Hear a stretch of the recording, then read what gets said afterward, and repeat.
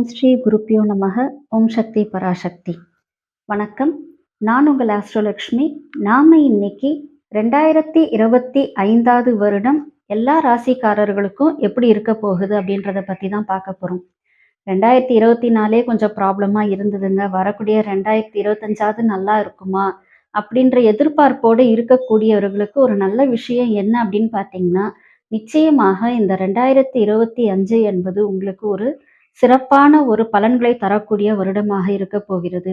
ஏன் அப்படின்னு பார்த்தோம்னா, இந்த 3 மகா கிரகங்களுடைய பெயர்ச்சி இந்த 2025 இருக்கு. சனீஸ்வர பகவான் மார்ச் 29ஆம் தேதி அன்னைக்கு கும்ப ராசியிலிருந்து மீன ராசிக்கு பெயர்ச்சியாகிறார். ராகு கேது பெயர்ச்சியானதும் மே மாசம் 18ஆம் தேதி நடக்க போகுது. இதுல ராகு மீனத்திலேருந்து கும்பத்துக்கும், கேதுவானவர் கன்னியிலேருந்து சிம்மத்துக்கும் பெயர்ச்சி ஆகிறார்கள். அதே போல பார்த்தீங்க அப்படின்னா, எல்லோரும் எதிர்பார்க்கக்கூடிய, எல்லாருடைய வாழ்க்கையிலையும் மிகப்பெரிய மாற்றங்களை ஏற்படுத்தக்கூடிய குரு பகவான் இந்த வருடம் மே மாதம் 14ஆம் தேதி ரிஷபத்திலேருந்து மிதுனத்துக்கு பெயர்ச்சி ஆகிறார். இந்த மாதிரி ஒரு 3 கிரகங்களோட பெயர்ச்சி இந்த வருஷம் இருக்கு. அதனால இந்த வருடம் நிச்சயமாக எல்லோருக்கும் வாழ்க்கையில ஒரு மிகப்பெரிய நல்ல மாற்றங்களை ஏற்படுத்தும் அப்படின்றதுல எந்த ஒரு சந்தேகமும் இல்லை. இப்ப நம்ம மேஷ ராசிக்காரர்களுக்கு எப்படி இருக்க போகிறது இந்த வருஷம் அப்படின்றத பத்தி பார்க்க போறோம். வருஷத்தினுடைய முற்பகுதி எல்லாருடைய வாழ்க்கையிலும் நிச்சயமாக, அதாவது மேஷ ராசிக்காரர்களுடைய வாழ்க்கையில நிச்சயமாக ஒரு பண வரவு, பொருள் வரவோடு தாராளமாக செலவு பண்ணக்கூடிய சூழலோட இருக்க போகிறது. அதுல எந்த ஒரு சேஞ்சஸும் கிடையாது. ஆனால் வருடத்தின் பிற்பகுதியில், அதாவது மே மாசத்துக்கு மேல பார்த்தீங்க அப்படின்னாக்கா, குரு பகவான் 3ஆம் இடத்துக்கு போக போகிறார். அதனால உங்களுடைய வாழ்க்கையில சில மாற்றங்கள், சிலருக்கு ஊர் மாற்றங்கள் ஏற்படும், சிலருக்கு வீடு மாற்றம் ஏற்படும், சிலருக்கு வேலை மாற்றங்கள் ஏற்படும். அதனால மாற்றங்கள் நிச்சயமாக உண்டு என்பதுல எந்த ஒரு டவுட்டுமே கிடையாது. ஸோ இந்த வருஷம் நல்ல மாற்றங்களுக்கு நீங்க எதிர்பார்த்து இருக்கலாம். இந்த வருடம் உங்களுக்கு சராசரிக்கும் மேலான நற்பலன்களை தான் கொடுக்க போகுது. ஏன் அப்படின்னு பார்த்தீங்கன்னா, எப்படி பார்த்தாலும் சனீஸ்வர பகவான் விரயத்துல வந்தாலும் உங்களுக்கு அதை நீங்க சுப விரயமா மாற்றக்கூடிய தன்மைக்கு நீங்க போயிட்டீங்க அப்படின்னா, இந்த விரயம் அப்படின்றது உங்களுக்கு மிகப்பெரிய தாக்கங்களை ஏற்படுத்த போறதில்ல. அதே போல ராகுவானவர் உங்களுக்கு 11ல போக போறாரு, கேதுவானவர் உங்களுக்கு 5ல வரப்போறாரு. ஸோ இதுவும் உங்களுக்கு பார்த்தீங்க அப்படின்னா, சில நல்ல மாற்றங்களை பூர்வீகத்திலும் லாபஸ்தானத்திலும் கொடுக்க போகிறது. அதனால இந்த வருஷம் மேஷ ராசிக்காரர்களுக்கு ஒரு நல்ல வருஷமாக அமைய போகிறது. ஆனா மேஷ ராசி பெண்களாகட்டும், குழந்தைகளாகட்டும், இந்த பெண்கள் பார்த்தீங்க அப்படின்னாக்கா, வேலைக்கு போகக்கூடியவர்களாக இருந்தால் நிச்சயமா உத்தியோகத்துல மாற்றங்கள் இருக்குங்க. ஒண்ணு நீங்க வேலை மாறுவீங்க. அப்படி இல்லை அப்படின்னாக்கா, உத்தியோகத்துக்குள்ள, அதாவது நீங்க பார்த்துக்கிட்டு இருக்கிறதுக்குள்ளேயே வேற ஏதாவது ஒரு டிபார்ட்மெண்ட்க்கு மாறுவீங்க. அந்த மாற்றம் உங்களுக்கு இருக்கும். அதே போல பார்த்தீங்க அப்படின்னா, குழந்தைகளுக்கு விரய சனீஸ்வரன் வர்றதுனால எப்படி பார்த்தாலுமே அது 7.5 சனீஸ்வரனுடைய தாக்கத்தை ஏற்படுத்தும். அப்படின்றதுனால படிப்புல கொஞ்சம் கவனம் இல்லாமல் இருந்தால் நீங்க எதிர்பார்க்குற ரிசல்ட் கிடைக்கிறது கொஞ்சம் டவுட் ஆயிடும். அதனால நல்லா படிச்சீங்க அப்படின்னா நிச்சயமாக இந்த வருஷம் உங்களுக்கு மேஷ ராசிக்கார பெண்களாகட்டும், குழந்தைகளாகட்டும் ஒரு நல்ல மாற்றங்களை கண்டிப்பாக ஏற்படுத்தும். இப்ப தொழிலதிபர்கள் அப்படின்னு பார்த்தீங்க அப்படின்னா, கொஞ்சம் அகலக்கால் வைக்காம இருக்கிறது நல்லது. இருக்கக்கூடிய தொழிலை பார்த்துக்கிட்டு போயிட்டீங்க அப்படின்னா பிரச்சனை இல்லை. மற்றபடி மேஷ ராசிக்காரர்களுக்கு இந்த வருஷம் அவர்கள் எதிர்பார்த்த அளவுக்கு நற்பலன்கள் நடக்கல அப்படின்னா கூட, ஓரளவுக்கு நல்ல நற்பலன்கள் கிடைக்கக்கூடிய வருடமாக இது இருக்க போகிறது. அதனால மேஷ ராசிக்காரர்கள் இந்த மாற்றங்களை ஒரு மிகப்பெரிய சந்தோஷத்தோடு ஏத்துக்கிட்டு அடுத்து என்ன அப்படின்றத நோக்கி போனால் நிச்சயமாக இந்த வருடம் உங்களுக்கு ஏற்றம் தரும் வருடமாக இருக்கும் என்பதில் எந்த ஒரு சந்தேகமும் இல்லை. இந்த வருஷ பிறப்புல பார்த்தீங்க அப்படின்னாக்கா, உங்களுடைய ராசி அதிபதி செவ்வாய் நீச்சத்துல இருக்காரு. அதனால நீங்க ஏதாவது ஒரு இடத்த விற்கணும் அப்படின்றதோ, இல்லை ஒரு வீடை விற்கணும் அப்படின்றதோ ஒரு முடிவுல வச்சிருந்தீங்க அப்படின்னாக்கா, அந்த முடிவை தள்ளி போடுறது ரொம்ப நல்லது. ஏன்னா செவ்வாய் நீச்சத்துல இருக்கிறதுனால நீங்கள் எதிர்பார்த்த லாபம் அந்த இடத்தின் மூலமாகவோ இல்லை வீட்டின் மூலமாகவோ கிடைக்கக்கூடிய வாய்ப்புகள் குறைவாக இருக்கும். அதனால இந்த ஐடியாவை அப்படியே தள்ளி வச்சிருங்க. அதே போல செவ்வாய் நீச்சம் அப்படின்றதுனால பார்த்தீங்க அப்படின்னாக்கா, கொஞ்சம் நீங்க இந்த எலக்ட்ரிக் சாதனங்களை கையாளுற பொழுது கொஞ்சம் கவனமா கையாளுங்க. இது உங்களுக்கு நன்மையை செய்யும்.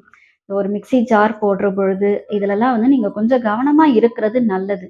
பொதுவாகவே நம்மளுக்கு வந்து 12ல சனீஸ்வரன் வரும்பொழுது சில விரயங்கள் ஏற்படும் அப்படின்றதுனால, அது எந்த மாதிரி விரயமா வேணாலும் இருக்கலாம். அதனால நாம நம்ம சைட்ல எந்த அளவுக்கு கேர்ஃபுல்லா இருக்கிறோமோ, அந்த அளவுக்கு கேர்ஃபுல்லா இருந்துட்டீங்கன்னா ரொம்ப நல்லது. நீங்க இப்ப வீடு வாங்கணும் அப்படின்னு நினைச்சீங்கன்னா, நிச்சயமா அத செய்யலாம். வீடு வாங்குறதோ, இல்ல இடம் வாங்குறதோ, உங்களோட இன்வெஸ்ட்மென்ட்ட நீங்க அதுல பண்றீங்க அப்படின்னா ரொம்ப நல்லது. இன்னொன்னு பார்த்தீங்க அப்படின்னாக்கா, மார்ச் 29லேருந்து மே மாசம் 18ஆம் தேதி வரைக்கும் சனீஸ்வரன் வந்து ராகுவோட சேர்ந்து தான் உட்கார்ந்து பயணம் பண்ண போறார். இதுல சனியைப் போல ராகுவும், செவ்வாயைப் போல கேதுவும் பலன் கொடுக்கக்கூடியவர்கள். அதனால இந்த சனீஸ்வரனும், ராகுவும் அந்த இடத்துல போய் உட்காரும் பொழுது உங்களுக்கு ரொம்ப ஸ்ட்ராங்கான பலன்கள குடுப்பாங்க. ஸோ சுப விரயம் பண்றதுன்றது ரொம்ப நல்லது. அதனால விக்கிறது வந்து இந்த வருஷம் டோட்டலா தள்ளி போட்டுடலாம். ஆனா வாங்குறது அப்படின்றது நீங்க தாராளமாக செய்யலாம். அதே மாதிரி சிறுதூர பயணங்கள் உங்களுக்கு இந்த வருஷம் உண்டு. இது வந்து ஒரு புனித யாத்திரையா நீங்க மாத்திக்கோங்க. அருகாமையில் இருக்கக்கூடிய கோவில்களுக்கு போங்க. பக்கத்து ஊர்ல இருக்கக்கூடிய கோவில்கள், அதாவது ஓரளவுக்கு கொஞ்சம் சின்ன டிஸ்டன்ஸ்ல இருக்கக்கூடிய கோவில்கள் நீங்க போயிட்டு வரலாம். ஒரு நெடுந்தூர பயணம் அப்படின்றது வந்து பார்த்தீங்க அப்படின்னாக்கா, படிப்பு சார்ந்த விஷயங்களுக்காக நடக்கும். ஏன் அப்படின்னாக்கா, குரு பகவான் உங்களுடைய 9வது வீட்ட பார்க்குறாரு. அதனால நீங்க வந்து எந்த அளவுக்கு வந்து முயற்சி பண்றீங்களோ, அந்த அளவுக்கு வெளிநாட்ல போய் படிக்கக்கூடிய வாய்ப்புகள நீங்க ஏற்படுத்திக்கலாம். அதே மாதிரி ஆராய்ச்சி படிப்பு படிக்கணும்னு நெனச்சீங்கன்னா, அதையும் தாராளமாக இப்பொழுது நீங்கள் செய்யலாம். இது வந்து இந்த வருஷம் உங்களுக்கு நல்ல மாற்றங்களை ஏற்படுத்தக்கூடிய நிகழ்வுகள்ல ஒன்றாக இருக்கும். அதுவும் இல்லாம செவ்வாய் வந்து நீச்சத்துல இருக்காரு இல்லைங்களா? உங்களுக்கு பொதுவாகவே கோபம் என்பது ஒரு முரட்டுத்தனமான கோபம் வந்துகிட்டே இருக்கும். அதுல இந்த தடவ வந்து நீச்சத்திலேயே வந்து இந்த வருஷம் வந்து பிறக்குது.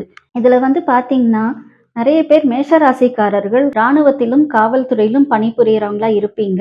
உங்களுக்கு வந்து இடமாற்றங்கள் கண்டிப்பாக ஏற்படும். அந்த இடமாற்றம் அப்படின்றது கூட வந்து பார்த்தீங்கன்னா, நீங்க எதிர்பார்க்கிற ஒரு இடமாற்றமாக இருக்காது. உங்களுக்கு பிடிக்காத இடத்துல வந்து சேஞ்ச் ஆஃப் பண்ற மாரி கூட இருக்கும். ட்ரான்ஸ்ஃபர் வந்து அந்த மாதிரி வரத்துக்கான வாய்ப்புகள் இருக்கும். சில நேரங்கள்ல வந்து அதிகமான உழைப்ப போடுற மாரி இருக்கும். பொதுவாகவே இந்த வருடம் முழுவதும் மேஷ ராசிக்காரர்கள் வந்து பார்த்தீங்கன்னா, 10ல வந்து உத்திராட நட்சத்திரத்தில தான் இந்த வருஷம் பிறக்குது. அதனால உங்களுக்கு 10ல இருக்கு சந்திரன்.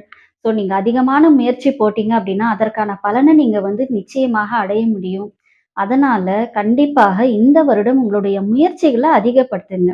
அதேபோல மேஷ ராசிக்காரர்கள் இந்த வருடம் கொஞ்சம் சிம்ம ராசிக்காரர்களோட ஒரு டிஸ்டன்ஸ் மெயின்டெயின் பண்ணிட்டே இருங்க. ஏன்னா சிம்ம ராசிக்கு தான் கேது வராரு. அது வந்து உங்களுடைய பூர்வீக வீடு. ஸோ இதுல வந்து நீங்க கொஞ்சம் கவனமா இருக்கிறது நல்லது. அதே தனுசு ராசிக்காரர்களோட வந்து பார்த்தீங்க அப்படின்னாக்கா, குரு பகவான் பார்க்கிறதுனால, இந்த தனுசு ராசிக்காரர்களாக உங்களுக்கு ஆதாயங்கள் ஏற்படக்கூடிய வாய்ப்புகள் அதிகமா இருக்கு. கொஞ்சம் பிறக்கிற அன்னைக்கு நாள் சரியில்ல. ஏன்னா செவ்வாய் வந்து என்ன பண்றாரு, நீச்சத்துல போய் அந்த வீட்ல தான் உட்கார்ந்துட்டு இருக்காரு. ஸோ நாள் சரியில்ல.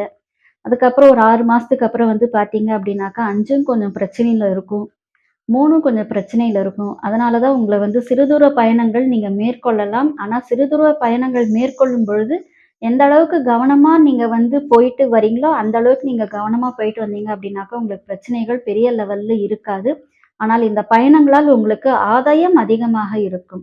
இந்த மேஷ ராசிக்காரர்களுக்கு வந்து பார்த்தீங்கன்னாக்கா, தை மாதமும், மாசி மாதமும் மிகப்பெரிய நற்பலன்கள குடுக்கக்கூடிய ஒரு மாசமாக இருக்கப் போகிறது. அதனால இந்த தை பிறந்தால் உங்களுக்கு வாழ்க்கையில ஒரு மிகப்பெரிய வழி பிறக்கும். அதேபோல கும்பத்துல ராகு வர்றதுனால, அது 11வது இடம் அப்படின்றதுனால உங்களுக்கு லாபம் அப்படின்றது ஒரு பிரம்மாண்ட லாபமாக அமையப் போகிறது.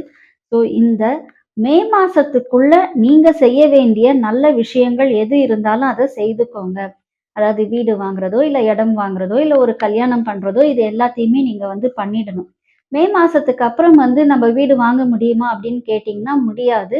ஓரளவுக்கு கொஞ்சம் தள்ளி நீங்க போட்டீங்க அப்படின்னா, வீடு விக்கிறதோ, இல்ல இடம் விக்கிறதோ நீங்க செய்யலாமே ஒழிய, வாங்குறது வந்து கொஞ்சம் முயற்சிகள்ல அதீத முயற்சிகள் எடுத்தா மட்டும் தான் அது நடக்கும். அதுலயும் சிலருக்கு வந்து சில நேரங்கள்ல டாக்குமெண்ட் ப்ராப்ளம் வரத்துக்கான வாய்ப்புகள் இருக்கிறதுனால, மே மாதத்திற்கு பிறகு இத நீங்க தவிர்க்கிறது ரொம்ப நல்லது. ஸோ நீங்க வந்து என்ன செய்யணும் அப்படின்னாக்கா, இந்த சிம்ம ராசிக்காரர்களோடையும், மிதுன ராசிக்காரர்களோடையும் கொஞ்சம் கவனத்தோட பழகுறதும் நல்லது தான். அவங்களோட வந்து எந்த ஒரு பேச்சுவார்த்தை வச்சுக்கிட்டா கூட, அத வந்து ஒரு கவனமா வந்து நீங்க செய்யணும். அதே போல வந்து பார்த்தீங்க அப்படின்னா, மகர ராசிக்காரர்களோடையும் கொஞ்சம் நீங்க கவனமா இருக்கிறது நல்லதுதான் இந்த வருடம். எப்படி பார்த்தாலும் இந்த மேஷ ராசிக்காரர்களுக்கு மகர கும்பம் அப்படின்றது ஒரு ஆப்போசிட் பிளானட்டோட வீடா இருந்தாலுமே, இந்த வருடம் ராகு பகவான் அங்க வந்து மே மாசத்துக்கு அப்புறம், அதாவது வருஷத்தினுடைய பிற்பாதியில அங்க வந்து நிக்கிறதுனால, கண்டிப்பாக உங்களுக்கு கும்ப ராசிக்காரர்களால் நன்மைகள் ஏற்படக்கூடிய வாய்ப்புகள் அதிகமாக இருக்கிறது. ஸோ நீங்க வந்து இந்த வருஷம் கவனமா இருக்க வேண்டிய ராசிகள் வந்து பார்த்தீங்கன்னா, மிதுனம், சிம்மம், துலாம். துலாத்த வந்து குரு பார்த்தாலுமே கொஞ்சம் துலா ராசிக்காரர்களோட கவனமா பழகுறது நல்லது. அதாவது எதிர்பாலினத்தவர்கள் கவனமாக பழகிக்கிறது நல்லது. அதே மாதிரி மகர ராசிக்காரர்களோடையும் கொஞ்சம் கவனமா பழகுங்க. இந்த வருடம் உங்களுக்கு இனிமையான வருடமாக மாறக்கூடிய வாய்ப்புகள் இதன் மூலமாக உங்களுக்கு கிடைக்கும். அதேபோல மேஷ ராசிக்காரர்கள் இந்த வருஷம் ரொம்ப நல்லா வரணும். எங்களுக்கு தான் இவ்வளோ ப்ராப்ளம் சொல்றீங்களே, இன்னும் நாங்க நல்லா வரணும் அப்படின்றதுக்கு நீங்க என்ன செய்யணும் அப்படின்னாக்கா, கண்டிப்பாக சனீஸ்வர பெயர்ச்சி காலத்துல உங்களுக்கு பக்கத்துல இருக்கக்கூடிய சனி பகவான் கோவிலுக்கு போயிட்டு உங்க பேர்ல ஒரு அர்ச்சனைய பண்ணிட்டு வாங்க. அது நன்மையை செய்யும். அதேபோல குரு பெயர்ச்சி காலத்திலும் என்னெல்லாம் உங்களால தானங்கள், வித்யா தானம் இதன் மூலமா என்னெல்லாம் பண்ண முடியுமோ அதெல்லாம் பண்ணுங்க. இதுவும் உங்களுக்கு ஒரு நல்ல மாற்றத்தை ஏற்படுத்தும். நீங்க திருச்செந்தூர் முருகனை வழிபட்டு வருவதால், வருஷா வருஷம் திருச்செந்தூர் முருகனை போய் வழிபடுறது எப்பயுமே நல்லது. அதுலயும் இந்த வருடம் மலை மேல் இருக்கும் முருகனோ, இல்ல திருச்செந்தூர் முருகனையோ நீங்க வழிபட்டு வந்தீங்க அப்படின்னா, மிகப்பெரிய மாற்றங்கள நீங்கள் உங்கள் வாழ்க்கையில் சந்தோஷமாக சந்திப்பீர்கள். இது எல்லாமே பொது பலன் தான். உங்களுடைய ஜாதகத்தை பொறுத்து இந்த பலன்கள் வந்து மாறும். அதனால இந்த வருட பிறப்பு என்பது உங்களுக்கு பொது பலனா தான் நம்ம வந்து சொல்லியிருக்கிறோம். உங்க ஜாதகத்துக்கு ஏற்ற பலன்கள பார்க்கணும் அப்படின்னா, நீங்கள் எங்களை தொடர்பு கொள்ளலாம். தனிப்பட்ட முறையில் உங்களுடைய ஜாதகம் சார்ந்த ஆலோசனைகளுக்கும், ஜோதிடம் மற்றும் பிரசனம் பார்க்கவும் நீங்கள் எங்களை தொடர்பு கொள்ளலாம். எல்லாம் வல்ல இறையருளின் துணையாலும், அகிலாண்ட கோடி பிரம்மாண்ட நாயகியின் அருளாலும் உங்கள் இல்லங்களிலும், உள்ளங்களிலும் என்றென்றும் மகிழ்ச்சி நிலைத்திருக்கட்டும். நன்றி.